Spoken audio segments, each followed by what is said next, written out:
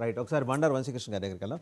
వంశీకృష్ణ గారు, అదండి జనసేన లక్ష్మీకాంత్ గారి అబ్జర్వేషన్ ఏంటంటే, అసాంఘిక శక్తులు గుంటూరు జిల్లా మిర్చియాడు, అనంతపురం జిల్లా రాప్తాడు, ప్రకాశం జిల్లా పొదిలి, నిన్న సత్తెనపల్లి, తాడేపల్లి నుంచి సత్తెనపల్లి లెదవలో వీళ్ళందరూ చాలా ఆర్గనైజ్డ్గా వ్యవస్థీకృతంగా జగన్మోహన్ రెడ్డి గారి ఆ ర్యాలీలో చేరటం, అల్లర్లు సృష్టించడం అనేది జరుగుతోంది.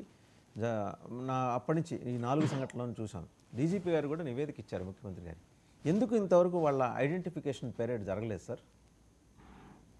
సార్, మీకు ప్యానెల్లో ఉన్న పెద్దలకి అలాగే 99 టీవీ న్యూస్ వీక్షకులందరికీ గుడ్ మార్నింగ్.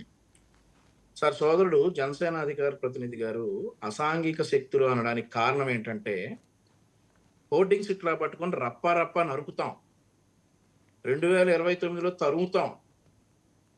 సార్ అనకూడదు, అసభ్య పదజాలం చెక్కేస్తాం.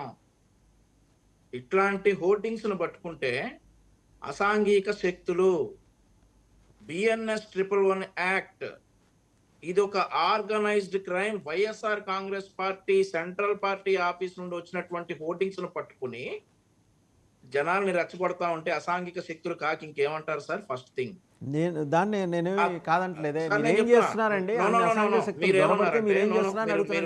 మీరు లక్ష్మీకాంత్ గారితో మాట్లాడుతా అన్న మాటలు చెప్తా ఉన్నాను. ఎందుకు ఐడెంటిఫై చేయలేదు అని మీరు అడుగుతా ఉన్నారు. నిన్న జరిగింది సార్, పొదిల్లో దోసలో sir already identified, they are behind bars.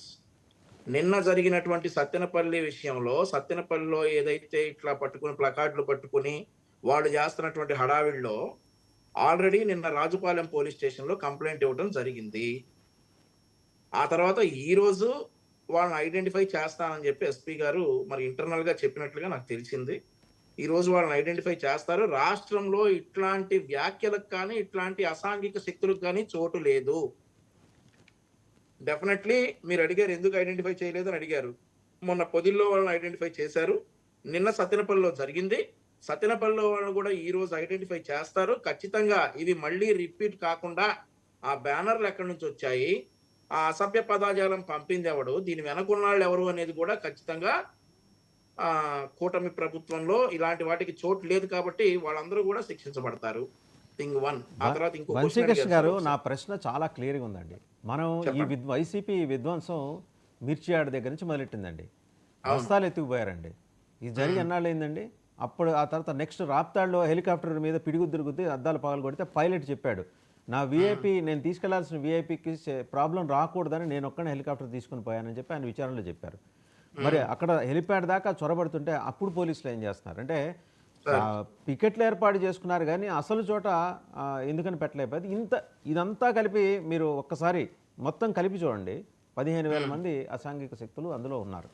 ఇది డీజీపీ గారు ముఖ్యమంత్రి 15,000 మందిని అసాంఘిక శక్తులని మేము అనట్లేదు సార్. 15,000 మంది హీ వెంట్ ఆన్ రికార్డ్. మీరు చెక్ చేసుకోండి, 15,000 మంది దూరారు అంటున్నా. వచ్చిన వాళ్ళందరూ కాకపోవచ్చు, 15,000 మంది దూరారని చెప్పేసి ఈ వెంట్ ఆన్ రికార్డ్. పట్టుకోండి. అండ్ ఇంకా జగన్మోహన్ రెడ్డి గారి ఇన్ఫ్లుయెన్స్తో పనిచేస్తున్న పోలీసు బాస్లు అక్కడ ఉన్నారా అండి ఇంకా మీ గవర్నమెంట్లో? సార్, ఇప్పుడు ఇది జగన్మోహన్ రెడ్డి ఇప్పుడు పట్టుకోదలుచుకుంటే ఆ వీడియోలో అందరినీ పట్టుకుంటాం సార్. ఆ వీడియోలో వచ్చినటువంటి వాళ్ళు అందరినీ పట్టేసుకుంటాం. పట్టుకోదలుచుకోలేదా అయితే మీరు? అందరినీ పట్టుకోమంటారా? అంటే పట్టుకోదలుచుకోలేదా? కనిపించారో సార్ అసాంఘిక శక్తులు. My question is very clear అండి. యాంటీ సోషల్ ఎలిమెంట్స్ ఎందుకు మీరు పట్టుకోవట్లేదు? Answer is also very clear. మీరు 15,000 మంది అసాంఘిక, నేను అంటలేదు, మీ ప్రభుత్వం చెప్పింది. మళ్ళీ నేను మళ్ళీ క్లారిటీ ఇస్తున్నా. శక్తులు అయ్యి ఉండరు.